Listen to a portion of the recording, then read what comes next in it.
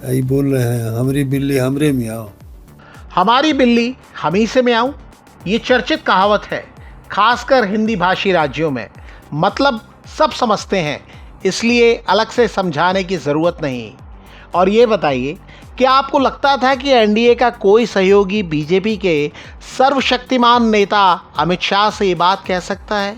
और क्या आपको ये लगता था कि कोई सहयोगी उन्हें ये याद दिलाने का साहस या दुस्साहस कर सकता है कि बीजेपी के पास लोकसभा में बहुमत नहीं है और केंद्र में उनकी गठबंधन सरकार जेडीयू की बैसाखी पर टिकी है? अमित शाह गृह मंत्री हैं। प्रधानमंत्री नरेंद्र मोदी के बाद उन्हें बीजेपी में नंबर 2 माना जाता है। कई लोग ये भी दावा करते हैं कि अमित शाह ही प्रधानमंत्री नरेंद्र मोदी के उत्तराधिकारी हैं। ये भी दावा किया जाता है कि अमित शाह ही तय करते हैं कि किस राज्य का मुख्यमंत्री कौन होगा। सिर्फ बीजेपी शासित राज्यों में नहीं, बल्कि बीजेपी एनडीए के सहयोगियों के साथ मिलकर जहां सरकार चला रही है, वहां भी। महाराष्ट्र इसका ताज़ा उदाहरण है, जहां चुनाव के पहले एकनाथ शिंदे सीएम थे। चुनाव उनके नेतृत्व में लड़ा गया और फिर चुनाव के बाद देवेंद्र फडणवीस मुख्यमंत्री बने। फडणवीस शिंदे की सरकार में डिप्टी सीएम थे। अब रोल बदल गए हैं, अब शिंदे डिप्टी सीएम हैं और ये दावा किया जाता है कि इसे लेकर वो अब तक नाराज़ हैं। दावा ये भी किया जाता है कि क्योंकि ये फैसला अमित शाह का है, तो शिंदे चाहकर भी कुछ न कह पाते हैं और ना ही कुछ कर पाते हैं। कई लोग दावा करते हैं कि अमित शाह महाराष्ट्र का फार्मूला बिहार में भी आजमाना चाहते हैं। बिहार में इसी साल के आखिर में विधानसभा चुनाव होने हैं। महाराष्ट्र फार्मूला यानी बिहार में भी चुनाव तक नीतीश कुमार मुख्यमंत्री रहें, उनके नेतृत्व में चुनाव लड़े जाएं और फिर नतीजे के बाद बीजेपी का मुख्यमंत्री बने। याद रखना होगा कि बीजेपी बिहार में जेडीयू के साथ लंबे समय से सरकार में शामिल है, लेकिन अब तक बिहार में उनका सीएम नहीं बना है। अमित शाह बिहार में महाराष्ट्र का फार्मूला आजमाना चाहते हैं। ये बात महाराष्ट्र चुनाव नतीजों के ठीक बाद सामने आई थी। एक चैनल ने अमित शाह से सवाल पूछा था, तब उन्होंने गोलमोल जवाब दिया था। तब माना गया कि अमित शाह ने इस फार्मूले को बिहार में आजमाने से इनकार नहीं किया है। हालांकि बिहार की परिस्थिति अलग है। बीजेपी को अंदाज़ा है कि बिहार की ज़मीन पर जेडीयू की मदद के बिना कमल नहीं खिल सकता है, लेकिन बीजेपी बीच बीच में पानी में पत्थर डालकर माहौल भांपने की कोशिश करती है। हाल में एक अंग्रेजी अखबार ने अमित शाह से बिहार चुनाव को लेकर बातचीत की। अखबार ने अमित शाह से सवाल किया, एनडीए का मुख्यमंत्री उम्मीदवार कौन है? अखबार के मुताबिक इस पर अमित शाह ने जवाब दिया कि सिर्फ समय बताएगा कि बिहार का मुख्यमंत्री कौन होगा, लेकिन जो बात साफ है वो ये कि हम नीतीश कुमार के मुख्यमंत्री रहते चुनाव लड़ेंगे। 2020 में बीजेपी को जेडीयू से ज़्यादा सीटें मिली थीं, लेकिन मुख्यमंत्री नीतीश कुमार बने। बीच में वो एनडीए छोड़कर आरजेडी के साथ गए, तब भी सीएम बने और फिर एनडीए में लौटे तो भी सीएम बने। कई लोगों ने कहा कि नीतीश कुमार के स्वास्थ्य, खासकर मानसिक स्थिति पर भले ही सवालिया निशान हो, लेकिन अमित शाह ने चुनाव तक नीतीश कुमार को सीएम की कुर्सी पर बने रहने का भरोसा दे दिया है। अमित शाह के इस बयान पर प्रतिक्रिया होनी थी, हुई भी। शायद इसका मकसद भी यही था।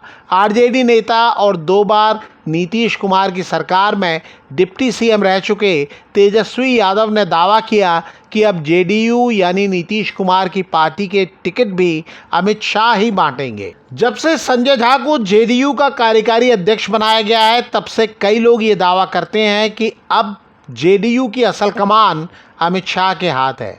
संजय झा अमित शाह के बेहद करीबी बताए जाते हैं।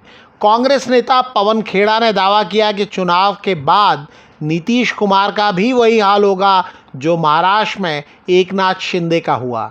जेडीयू के किसी टॉप लीडर ने तो अमित शाह की कही बात पर कोई जवाब नहीं दिया, लेकिन एमएलसी गुलाम गौस ने अमित शाह की बात को ऐसे दोहराया मानो उन्हें चुनौती दे रहे हों।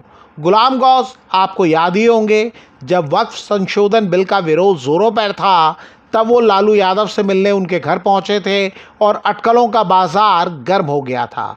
गुलाम गौस को नीतीश कुमार का करीबी माना जाता है।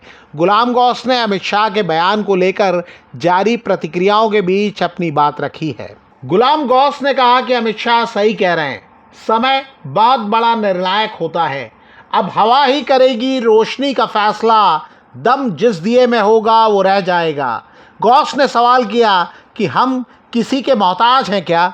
जिन लोगों की सरकार बैसाखी पर टिकी हुई है वो हमको नसीहत देंगे।